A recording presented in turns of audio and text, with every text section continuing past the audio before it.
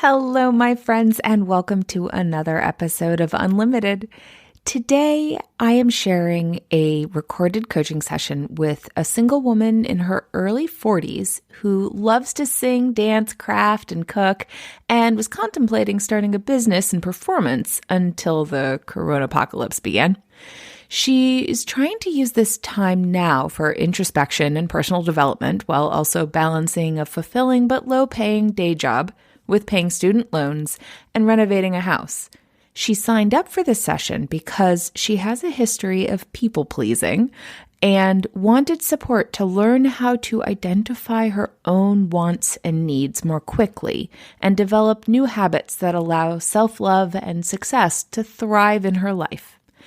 What you will find in this episode is a journey through unlocking what has kept her from what she really wants and a motivation to take action to achieve it. A lot of people talk about motivation and struggles with motivation, and that is a big component here. One of the core things that often blocks us from motivation. So some of the things that we will engage in this episode are motivation blocks, self-fulfilling prophecies, celebrating to build confidence, resisting having more than what is good enough, and building self-worth. If you are someone who has done a lot of self-work in the past, maybe it's through therapy or group support or reading books or anything that has helped you get to a space where instead of feeling like a victim of life, you feel like you are able to make lemonade out of the lemons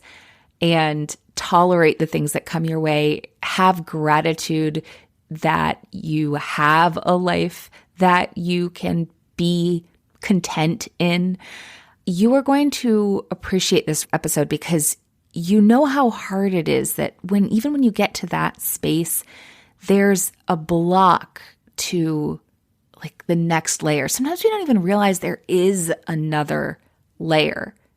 There's this fit what we want into what we think we can have and kind of get lost in that mix of the shoulds and the stories and beliefs of who we are that we've internalized.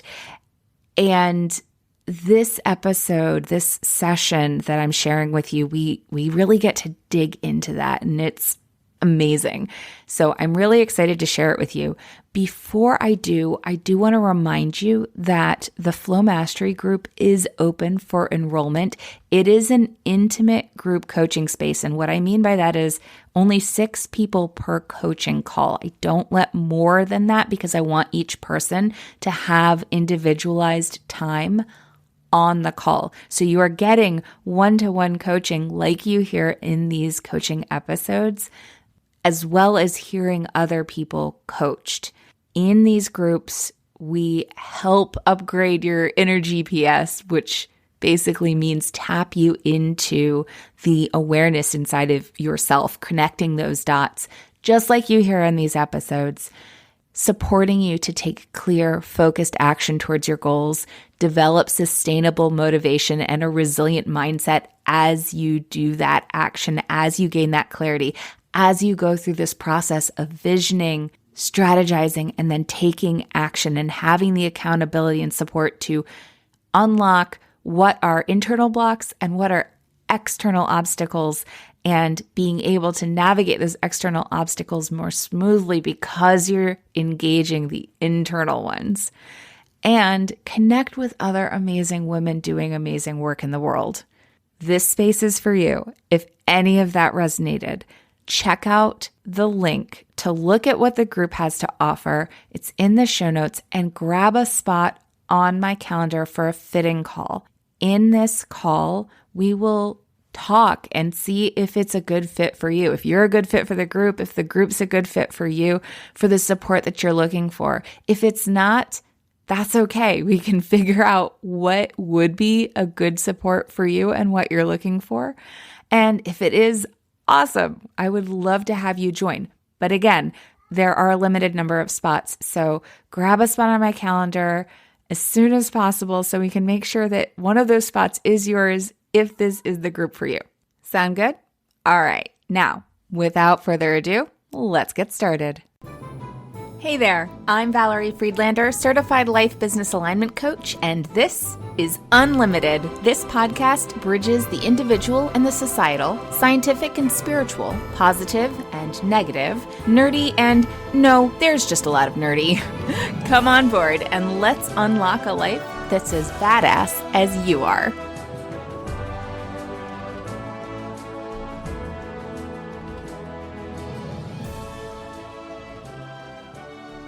So there are a number of places that we can go with the things that you said you were interested in doing work around. At the end of this session, if you were to have a big aha, what would you say had happened? Maybe figuring out some of my blocks and how to move past them. Okay. If we shifted any block, and you may find that it's helpful to focus on the one that holds the most energy for you, what would be different? Well, I think they're all interrelated, so I will say that. But if we were able to shift the block to knowing what I want, like just figuring out what I want, I think that would open up new ways for me to actually be motivated to go after it. I feel like I've done a lot of things in my life because other people have told me I should, or that I was good at them. So I, may as well just do something I'm good at. But I'm not sure that I've ever had a whole lot of cognizance of what I actually want. And, some of that is societal. Like for years, I thought I wanted to get married, and I'm beginning to understand that I may not actually want that, but I thought I wanted it for so long because that was something I was supposed to want. For years, I've thought I should be a singer because everyone told me I was very good at it, but I've never actually thought about what I want in terms of music or what kind of music, and I've been doing some thinking about that. There is an area where I have been able to express what I want. And I think that's very interesting because I think this is the area in which it's easiest for me to grow and develop. And that's in personal relationships. Mm-hmm. And a few years ago, I started journaling with intention about attracting specific qualities in a person to me. And I achieved that goal. I am currently with a partner who has many of the characteristics I intended to attract. And so I think it's interesting that I am able to do that in this social aspect of my life. But when it comes down to things that truly only depend on me, I seem to lack motivation or inspiration. I've actually looked into whether or not I might be ADHD and just been masking really well for my whole life. And some of those symptoms do resonate with me, but I'm not quite sure what to do about that. Yeah. So. Sometimes that kind of label can help normalize experiences, but it doesn't necessarily tell you what you want. Right. Right. It's not going to go, okay, that means that I now want this. So what worked for you within the personal relationships that helped you feel inspired and motivated? I really like sex. That's fair. Okay. Well, so actually that is a knowledge of something that you want. Exactly. Which is in relation to another person. But the thing that comes up a lot within what do you want is it doesn't actually exist in isolation of anybody else. It is, so we're social creatures. So naturally what you want is going to have some sort of relationship to other people, at least on some level. So to completely push everything aside won't necessarily work within that. But there's a difference between I want this and I should do this. Shoulds always have less energy than want tos. And that's the thing. So then what? So then what? Yeah. Well, I'm curious within all of this, of all the things that you've done and experienced, when did you feel most motivated? I have moments that I can point to at certain points of my life. And unfortunately, they always seem to be the first time I've done something. The first time I do something, I'm very excited about it. So the first time I trained for a triathlon and competed in a triathlon, I was determined, I was motivated, and I wanted to finish the race. And I had better times in everything except running than I had ever had in any training session. And I wasn't even trying to be competitive. I was just having fun. Subsequent times that I have tried again to get into a group and train, I have not been as successful. The very first time I did an exclusion diet to get more vegetables into my diet, I was enormously successful. I felt really good about myself. I felt motivated the whole time. And other times that I've tried to do that since then have been less successful. Other times that I feel inspired or I feel motivation almost always involve other people. So in singing, it's being in rehearsal with other people. It's being in a coaching or in a voice lesson. I almost never feel inspired to actually start something, but if I can drag myself there, I have a lot of fun. I even have a lot of fun in individual practice sessions, but I am never motivated to get up and practice. I'm wondering within that, what does it mean to be motivated? It means to feel an impulse to do something. Okay.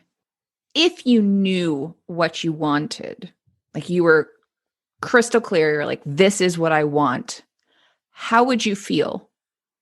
I think I'd feel a lot of things. If what I wanted was really different from what I have right now, I think I would feel some disappointment and some recognition that I have hard work ahead of me. I also think part of the problem in knowing what I want is that I feel like I can be content in almost any situation that isn't hazardous. And I've even found myself content in some hazardous situations, mostly emotionally hazardous, thank goodness. So I feel like my amiability is actually working against me because I feel like I can be happy in a number of different settings, but I've never actually felt like I've done something because I really, really wanted to. I mean, I bought a house this last year, but I bought the house I wanted, and I determined that I wanted the house because it was across the street from two of my best friends in the city. But the idea that I wanted to buy a house, that kind of came from a lot of different areas. I think it is still a genuine want because the want hidden behind the want is more financial stability and not needing to pay rent and having a house that I could rent out a room if I needed to provides a lifestyle that I've never been able to create for myself. Mm-hmm. So it's interesting just now when I asked you, how would you feel if you knew what you wanted? The first thing you said was what you were resistant to having happen. You're afraid that knowing what you want will lead to disappointment and hard work. So it makes sense that you aren't finding something that you want because there's like nobody wants to like go look for something and find something that's going to lead to disappointment and hard work. Why would you do that? Yeah. And then you told me that, well, I can make anything okay. Which definitely, I mean, the okay, like toleration space is very like meh. Like, Yeah. it's okay. But it is comfortable. It's safe. It's comfortable. You don't have to worry about the hard work and disappointment. You just kind of go along with it. But it's kind of meh. And that's actually a very normal thing for that space to have it be a space where you're lacking motivation to do anything. Like that's most people who are in that good enough space are, why would you try for more if more actually doesn't sound like it might actually be something you would want? Mm-hmm. So if I were to give you a magic wand and you could experience life any way you wanted at all, you just wave the magic wand and you could have it be whatever you wanted, what would it be like? I would want to travel, sometimes by myself, sometimes with friends, sometimes with my partner. I would want to experience life in other places and other cultures. I would want to learn more languages. I would also want to be the lead singer in Pink Martini. Okay. What about travel appeals to you? I'm not really thinking about travel in a traditional sense. I'm thinking about travel where I'm actually staying put for 3 months minimum and really experiencing what it's like to live in a different place. It sounds exotic. It sounds carefree. Mm. To be able to have the resources, even if I am working in various places that I go to or bartering services for room and board, it feels carefree. Where do you experience the sense of carefree? Like when you think of carefree, where is it resonating in your body? I think I'm feeling it in my heart chakra. Uh-huh. Okay. It's interesting what you just told me about motivation is all around new, doing something new, experiencing Mm-hmm. something new, taking in, learning, trying new, travel, learning, experiencing something new, life somewhere else new. So there's this expansiveness that I'm feel like getting from you when it comes to living. There, you want to live expansively. But when we were talking about knowing what you want, you went from fear, disappointment to stability. Yeah. When everything that you're pulling towards when you think about what you want is not about stability, it's about change. Yeah. Mm-hmm. I think having the stability to afford that change easily. Okay. So, what do you think holds you back from doing new things and experiencing that carefree learning, traveling, taking in things? I mean, besides COVID with the travel part. I have an idea that I won't have enough money. Okay. I did actually recently do a COVID safe trip Mm-hmm. where in the fall I took a weekend and did a solo camping excursion. And that's the kind of thing that's accessible to me now.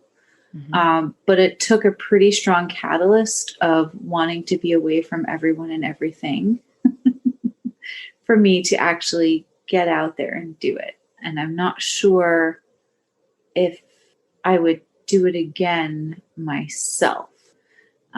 One of the things I really love about my partner is that he drags me along on all his outdoor adventures. And so I don't have to do any planning. I just really need to show up. Mm-hmm. Um, But I think it is interesting that there's this pull between new experiences and stability. Mm-hmm. Yeah. It sounds like there's a big fear that's coming up that's like, we're going to stick with good enough. Like something is going to happen if you allow yourself to want bigger and put yourself in that position. I've been battling with my self-worth for all of my life. And a big portion of last year's work was getting ready to be ready to get rid of that belief that I am not worthy of good things. I think some of this year's work is in learning how to be a good friend to myself. I think that fear is stemming from that negative belief. Mm-hmm. That totally makes sense.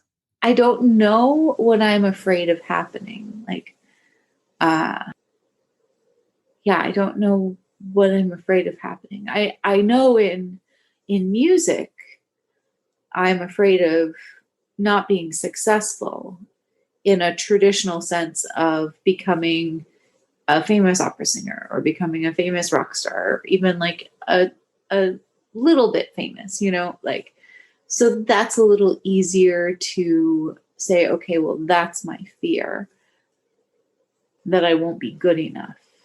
Mm-hmm. That this belief that I've held for so long that I'm not good enough will be validated by the outside world.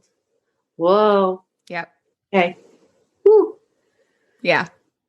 Which is naturally going to push down your motivation to put yourself out there. Yeah. I've never connected that before. Yeah. Our brains work really hard to protect us. Yeah. Mm-hmm. And we experience emotional pain, or we perceive emotional pain the same as we do physical pain. So especially anything that you've experienced that has validated that belief that you don't deserve to really enjoy life. Yeah. Is going to add to that, like, oh, well, see, I'm right. So if I feel lucky to have what I can get instead of I want more. I want what I really want. So it isn't really about what I really want. Nope. Because you know what you really want. You just told me. That's if you wave the magic wand. Yeah. But you have a magic wand that you can wave. There's a little bit more legwork than just the arm moving around, but like walking towards that, the idea of stepping into something new and trying something new.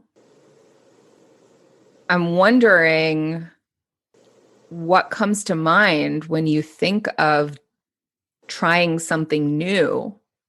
Well, I just did a water fast for the first time ever. That was new. Yeah. You mentioned the money thing, which is a big one for a lot of people. I mean, it's a pretty social dynamic. There's a lot of stuff there. I'm wondering how clear you are on how much money is enough. That's a good question. I don't know how much will be enough. I have a tendency to spend money when I get it. Uh-huh. That's actually something I'm working on this month, is really just having a no-buy month and only buying replacements and things that are necessities. Mm-hmm. But I don't really know how much money is enough. I've kind of done some calculations from time to time about how much I would need to be absent from my life here, because I'm not willing to give up the stability of my home, or in the past, I haven't been willing to give up the stability of my apartment. And there's always been a pet that needs to be taken care of somehow while I'm traveling. And so at various points, I've come up with various figures, like for a US trip, road trip, I would need a minimum of my monthly expenses back home plus whatever I might be spending on the road. And so at various points, that's probably ended up to be around $2,500 a month because my expenses aren't that great. Mm-hmm. And the interesting thing is that I currently have a job that allows me a lot of free time, but doesn't pay me very well. Uh-huh. So I work in childcare. I don't work a full day, and I'm off pretty much every day between 1 and 2:30, and I have the rest of the day to myself. In normal times, I would have the whole morning to myself, and I would go into work at 1 and I'd be free at 6. So in some ways, I have the time. My job depends on the school year, so I have the summers that I technically wouldn't have to work, but I don't make enough money during the school year to actually save for the summer. So I've been doing a lot of thinking about how to make various liabilities I own into assets, and doing some pretty severe work, like I said, with not spending while home. It's not terribly surprising that there's some struggle around not spending, because if you don't believe you're worth having money, you're not going to keep money. Mm-hmm. So that can also tie into that story as well. The key to shifting a story like that is to start giving yourself evidence that you are worth things. Okay. What does that look like? Well, it's up to you what that looks like. You may look at past things of like, oh, that worked out well. I actually had fun, and using those things as evidence that you deserve fun. Yeah. Instead of making it about somebody else getting you to do it. And so it's only because of them that you got the fun, that you actually got fun because you deserve fun. You're worth having fun. You had fun, not somebody else had fun. You did. I'll have to think about that. I'm glad we're recording because I'd like a copy so I can re-listen and take notes. Yeah, absolutely. Just a lot of concepts flying around. Mm-hmm. Yeah. So I'm wondering if you knew that you were worth enjoying life. You mentioned travel, experiencing life, and actually be the carefree. You are worth living a carefree life and feeling that expansiveness in your heart. You're worth that. If you knew, you don't have to believe it yet, it's fine. Mm-hmm. But if you knew you were, how would you feel? A lot less stressed. If you weren't stressed, what would you be? Carefree. Okay. If I wasn't stressed, what else would I be? I would be more engaged in seeking out those new opportunities, as opposed to coming home from work and binging a show. Okay, so if you knew that you were worth an enjoyable life, you'd feel carefree, you'd feel engaged, and you would actually seek opportunities. I think I would. Yeah. I feel like a lot of these things are reasons why I don't seek opportunities. What do you mean by that? I just feel like a lot of these blocks are possibly the reasons why I don't feel motivation to seek new opportunities. So what happens is we often want to feel something before we do something that aligns with that. Mm-hmm. And the feeling is behind the thought. So we take in information based on like the way what we've believed about the world, what we believed about ourselves. And we have information come in and our brain goes, oh, this goes here and this goes here and this goes here. And it fits it into the buckets that it's familiar with. And that mostly happens in the subconscious. So it's not your frontal cortex, it's the limbic system gets fired. So you take in information, and it could even be interpreting your emotions. Like, I feel drained. I feel tired. I don't feel motivated. And your brain goes, oh, that's because you don't deserve to have fun. You don't deserve to feel excited. And then you go, oh, okay. And then you don't do anything. And that just proves that, well, I guess I was right because I didn't. And so therefore I must not deserve it. And so we kind of get stuck in a loop of self-fulfilling prophecy, as it were. Mm-hmm. The emotional part isn't the part that's going to shift first, because that's happening like that. So what it is knowing the belief that's playing, that's tied to that emotion, and knowing what you want to believe and what you would do if you believed that. And then creating the space to hold on to the belief while doing the thing and seeing what happens. And then the emotional part will catch up. But it's also looking for evidence. So consciously looking. So you did a cleanse. Yeah. Still in it. Okay. Congratulations. How often do you acknowledge the things that you do that are successful, as it were? Not ever. No. Okay. So that might be the place to start. Yeah. Is to actually list the accomplishments. I'm starting to do that because I'm putting gold stars on days that are no spend days this month. Okay. Even further back than that, look at the past year and what you accomplished. Anytime you try and look at what you didn't accomplish, see if you can flip it. Okay. And see the things that you did do. Because when we were talking about motivation before, the first thing you were like, well, it's the first time I do something, but everybody has to drag me to do it. You know, it's my partner who does this. And then I have fun, but I didn't choose it. I didn't do it. And you're not taking credit for it. The specific examples I gave you of the triathlon and the first time I did a cleanse or exclusion diet, those were very self-motivated and very self-directed. Okay. On the diet thing, I had a companion. My mom was also doing it. And so we did it together, but she didn't make me do it. She asked me if I was interested, and I read the information and I said, this sounds awesome. I really want to do this.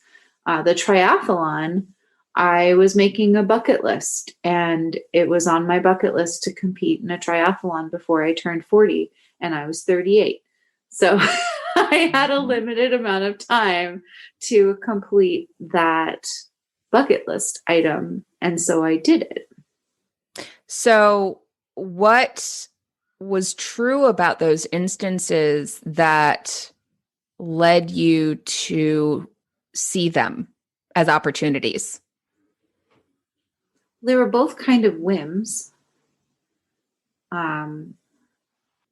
Both of those things are not related to aspects of myself that are central to my identity. So it's easier to do something like a cleanse or a triathlon, or to do a really good job at my day job, because that's not related to music. That's not related to who I really identify as. So those things had to do with my body, my physical vessel, but they did not have as much to do with my identity. Mm. Yeah. Which is the same thing with like, I'm successful in attracting a partner with attributes that I desire. That isn't central to my identity. Okay. I'm wondering how much work you've done around who you believe you are. I've started doing some work on that last year. But not a lot of it was, and I have done some work in finding out who I believe I am by journaling over and over and over again new beliefs in myself that I want to become stronger than old beliefs. Mm-hmm. Like in my gratefulness journal at night, I will often say something like, I'm grateful for my strong body that supports me through my day-to-day life. I have some health issues, but I try to focus on the energy that I want to bring in and not, I try to look at, okay, well, I have so much to be grateful for. So I think a really good practice for me would be to start recreating or creating new beliefs for myself in who I am. Because I think a lot of the things I believe about myself are not positive right now. Mm-hmm. What's one belief that you want to have? I am good enough. I am worthy of good things. What are good things? Wealth, relationships, good relationships. They're good things. My house, travel. I'm worthy of being able to travel. If you are good enough to have good things, how do you feel? Confident, expressive, assertive, decisive, joyful. So you are good enough to experience joy, to feel confident, to be expressive, to be assertive, to be decisive. It makes me cry to hear you say that. Yeah. There's a lot of stuff there. That makes sense. Yeah. Yeah. That's the start of releasing beliefs. So the next step with this, and even to tie into what you've been doing of your journaling, and it's interesting that the first thing you listed with your journaling and gratitude is about the vessel that you exist in, which you just told me was part, like kind of side to your identity. So what you're focusing on are the safer things. Yeah.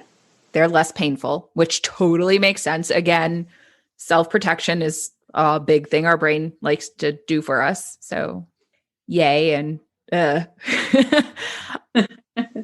the piece of this is that you don't change anything in terms of those beliefs unless you're doing something different and taking it in as evidence. So you already have a habit around journaling in the evening and journaling gratitude. The next piece that might be interesting to explore is what you're grateful for. And just to use your example, that I'm grateful for a strong body. If I believed I deserved this strong body, what would I do with it?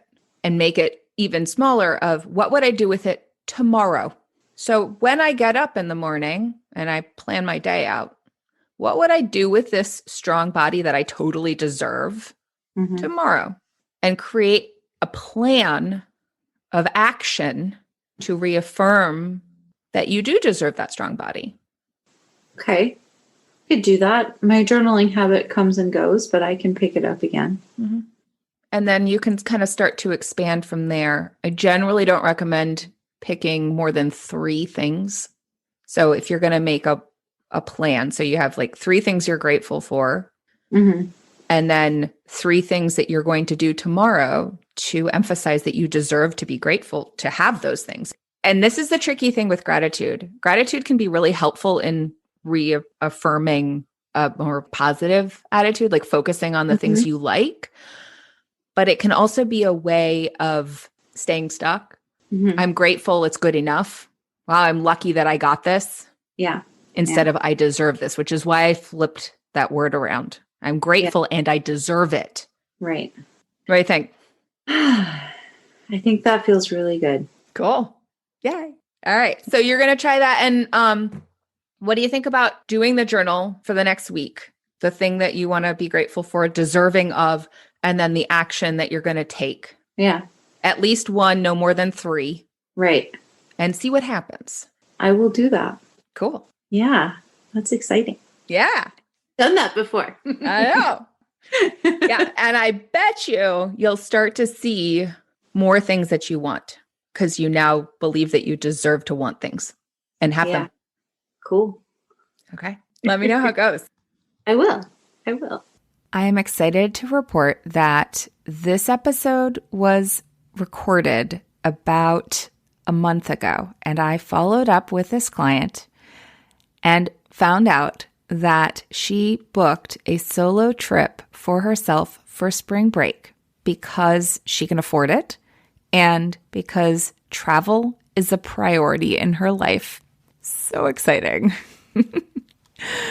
So, if this is something that is of interest to you, let's chat and see how I can be of best support to you on your journey. Again, the Flow Mastery group is open for a small number of women. If you are wondering if you would be the kind of person that would be a good fit in this group, the women in this group are deeply caring and fiercely loyal. They're funny and fun to be with, free-spirited and open-minded, hardworking and resourceful, anti-racist and pro-love. They love nurturing others, sharing knowledge and wisdom, creative thinking, solving problems, getting organized, and they have big dreams, strong intuition, insatiable curiosity, passionate determination, and an appreciation for the details. If that sounds like you, then let's chat to see if that's a good fit.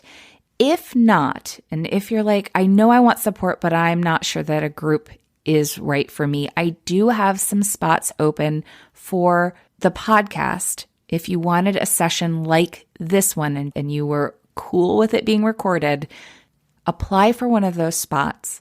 If you are like, yes, I want that, but no, I don't want it recorded, or yes, I want to work with you, but I'm not really sure how, the fitting call is the place to start. And a link for that is in the show notes. So go check it out. Go now. And I will talk to you all next week.